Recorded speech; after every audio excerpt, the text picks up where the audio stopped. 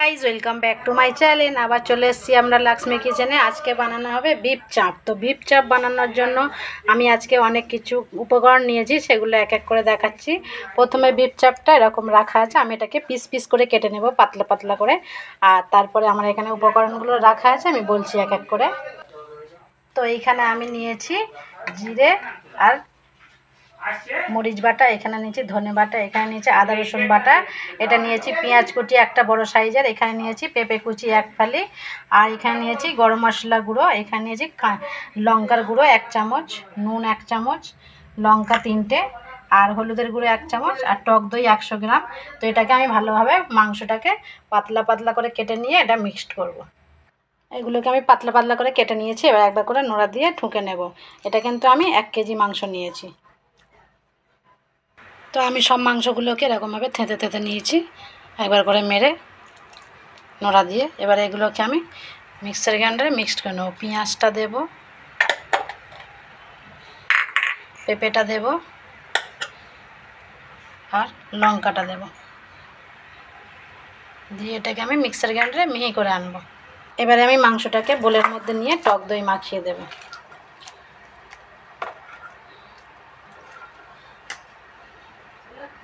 টক দইটার মধ্যে দিয়ে দিলাম, এবার এটাকে আমি ভালোভাবে মাখিয়ে নেব।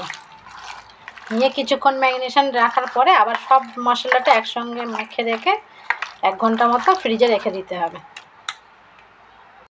এখানে টক দইটা মাখিয়ে আমি বেশ 10 মিনিট মতো রেখেছি। আর এখানে পেঁপের বাটাটা এবারের মধ্যে আমি দিয়ে দেবো, দিয়ে দিলাম। এবার আদা রসুনের পেস্টটা দিয়ে দেব, এবার দিয়ে দেবো জিরে মরিচ বাটা আর ধনে বাটাটা এর মধ্যে দিয়ে দেব। এবার দেব গুঁড়ো লঙ্কা 1 চামচ, নুন 1 চামচ, স্বাদ মতো দেবে সবাই, আর হলুদের গুঁড়ো 1 চামচ, গরম মশলা 1 চামচ। তো এটাকে আমি ভালো করে মাখিয়ে নেব, ম্যারিনেশন করে কিছুক্ষণ আধ ঘন্টা মতো 1 ঘন্টা মতো আমি রেখে দেবো ফ্রিজে। তারপর এটাকে আমি গ্যাসে বসাবো। তাহলে এটা মাখা কমপ্লিট হয়ে গেল। ঢাকা রেখে দিয়ে আমি এটাকে 1 ঘন্টা ফ্রিজে রেখে দেব। ম্যারিনেশনটা আধ ঘন্টা হয়ে গেছে, এটা আমি খুলে দেখবো। ওয়াও, দারুণ একটা সুগন্ধ বার হচ্ছে। এবার আমি কড়া বসালাম গ্যাসে, কড়াতে এবারে তেল দেব 100 গ্রাম মতো। কড়াতে আমি 100 গ্রাম মতো তেল দেব। তেলটা গরম হয়ে গেলে এর মধ্যে আমি পেঁয়াজ কেটে রেখেছি, ওইগুলো আমি এর মধ্যে দিয়ে দেবো। এই যে রিং রিং করে পেঁয়াজ কেটে রেখেছি বড় সাইজের একটা, এর মধ্যে আমি দিয়ে দেবো। তেলটা গরম হতে একটু সময় দেব। তেলটা গরম হয়ে এসছে। আর 100 গ্রাম 200 গ্রামও তেল দিতে পারো সবাই। তাহলে এর মধ্যে প্রথমে দিয়ে দেবো আমি গোটা মশলা, তারপর দিয়ে দেব পেঁয়াজগুলো,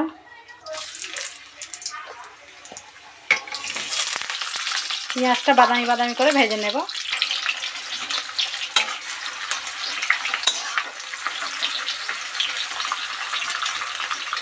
এভাবে ছাড়িয়ে ছাড়িয়ে আমি পেঁয়াজটাকে বাদামি বাদামি লাল করে নেব। পেঁয়াজটা বাদামি বাদামি হয়ে গেলে এর মধ্যে আমি এবারে মাংসটাকে দিয়ে দেব।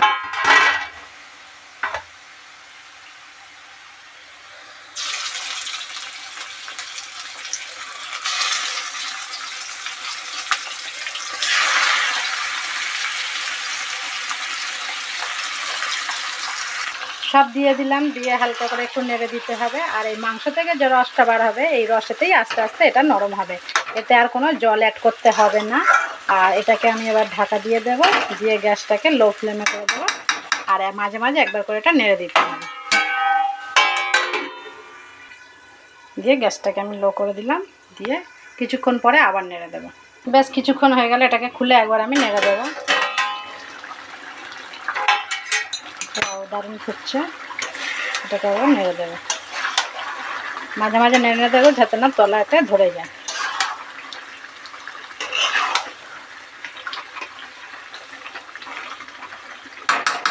আবার কিছুক্ষণের জন্য ঢাকা দিয়ে দেবো।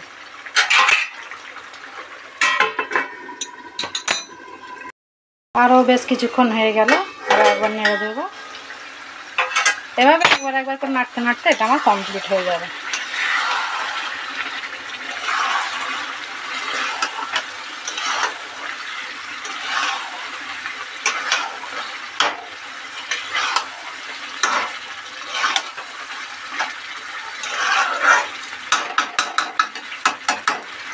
এটা একদম তেলে দাঁড়িয়ে যাবে, তখন ভাববে যে রেডি হয়ে গিয়েছে রান্নাটা। আবারও ঢেকে দিতে হবে।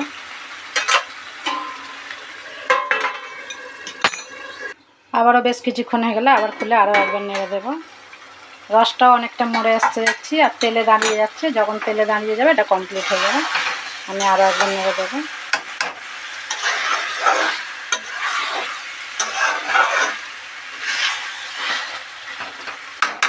দিয়ে ফের কিছুক্ষণের জন্য ঢাকা দিয়ে রেখে দেবো।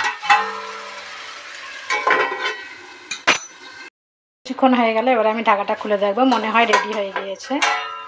ওয়াও, রেডি হয়ে গিয়েছে, তেলে দাঁড়িয়ে গেছে আর শুকনো শুকনো হয়ে গিয়েছে। এবারে এটাকে আমি প্লেটে সার্ভ করব। দারুণ একটা সুগন্ধ বাড়াচ্ছে।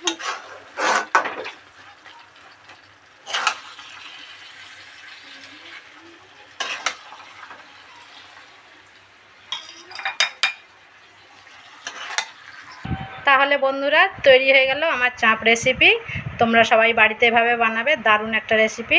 তো আমার রেসিপিটা কেমন লাগলো সবাই একটু কমেন্ট করে জানিও। আর আমার চ্যানেলটিকে অবশ্যই লাইক করে দিও, কমেন্ট করে দিও, আর সাবস্ক্রাইব করে দিও এবং বেল আইকনটি চেপে দিও। তাহলে আমি খুব খুশি হব। আর আমার ভিডিও আমি এখানেই শেষ করব। আর তাহলে রাখছি বন্ধুরা, টাটা, বাই বাই।